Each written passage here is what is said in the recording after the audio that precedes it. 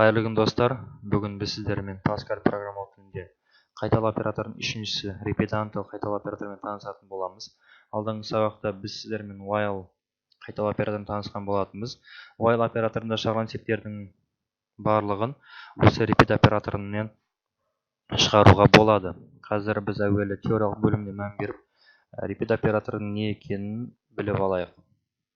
Repeat кейінгі шарты, while алдыңғы шарты болып табылады. Қайталану мысалына алдын ала белгісіз алгоритмдерді ұйымдастыруға кейінгі шартты repeat операторы қолданылады. Синтаксик диаграммасы және блок схемасы мынандай. Repeat сөзінен кейін оператор орындалады, әрине нүктемен. Одан кейін шарт қойылады. Ал while операторында while бірінші шарт еді, одан кейін do еді. Until сөзінен кейін барып логикалық өрнек тексеріледі. Жазылу форматы repeat сөзінен кейін until операторлар кетеді. Одан кейін until сөзі деген сөзі қойылады. Бұл жердегі repeat деген сөз қайталау until дейін болатын болса, негізі repeat'тің өзі begin'нің қызметін атқарады, until'дің өзі end'нің сөзін атқарады деп айтады. Ал while операторында do сөзінен кейін begin және end'ді қоятын едік. Ал repeat until'да қоймаймыз. Цикл қалай қайталанады? Цикл денесі орындалады, шарт тексеріледі. Егер false болса қайталанады, true болса шығып кетеді. Ал бізде while операторында ол керісінше еді. While'да true болса қайталанады, false болса шығып кететін еді. Ал repeat'та керісінше біз айтқан болатынбыз. While операторында repeat операторын шығарған кезде while операторындағы есептерді қарастырамыз деп. Айырмашылығы сол, егер есептің басында false болатын болса, бұл бір рет орындалады. Repeat қайталау until дейін шарт логикалық типтелінеді. Бұл цикл алдыңғы циклге ұқсас, бірақ шарт цикл денесі орындалғаннан кейін тексеріледі. Сондықтан да цикл ең жоқ дегенде бір рет орындалады. Орындалу тәртібі алдымен repeat сөзінен кейінгі операторы тізбегі орындалады. Until сөзінен кейінгі шарт тексеріледі. Егер өрнектің мәні false болса, онда цикл қайталанады да, true болса цикл аяқталады. Begin end операторлық жақшаларды қолданбаса да болады, себебі мұнда оператор repeat until аралығында жазылып, сол жақшалардың функциялары орындалып тұр дейді. Әрине while операторын дұрыс түсінген болсақ, repeat операторы бізге ешқандай қиындық туғызбайды. Бір-екі мысалмен repeat операторына арналған видео сабақты аяқтауымызға болады. Use CRT var a integer begin a ең басында тең болады 0-ге. Repeat write-ln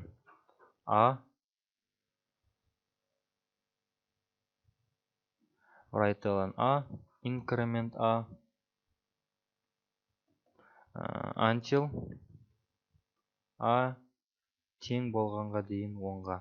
Яғни true болса ғана цикл денеден шығады да write-ln ура.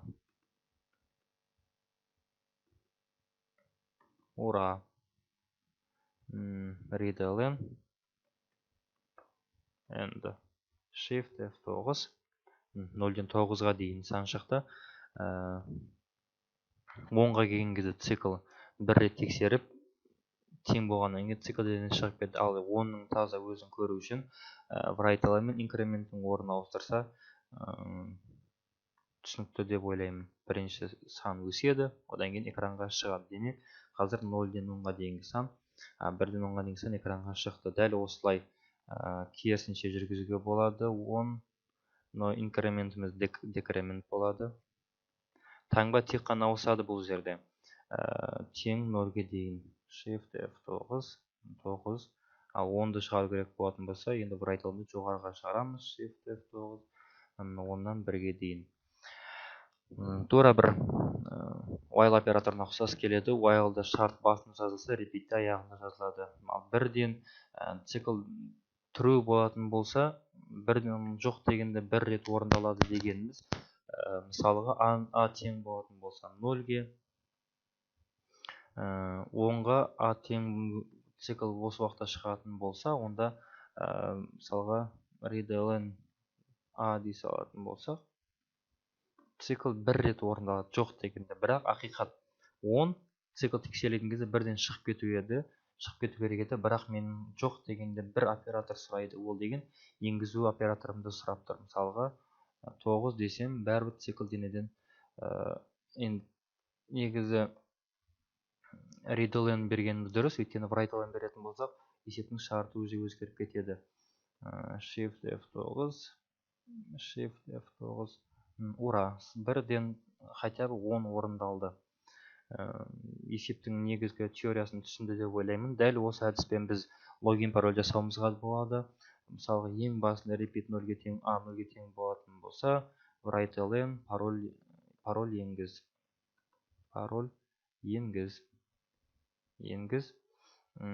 A тең болғанға дейін 10-ға дейін readline a.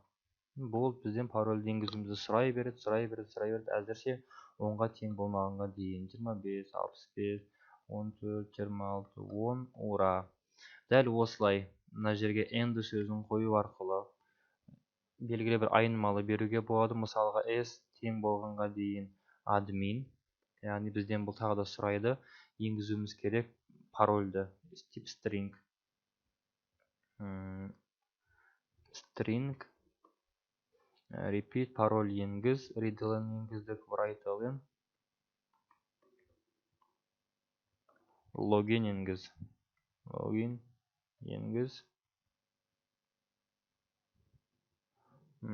Readline s тең болмағанға дейін adminға write деп берейік.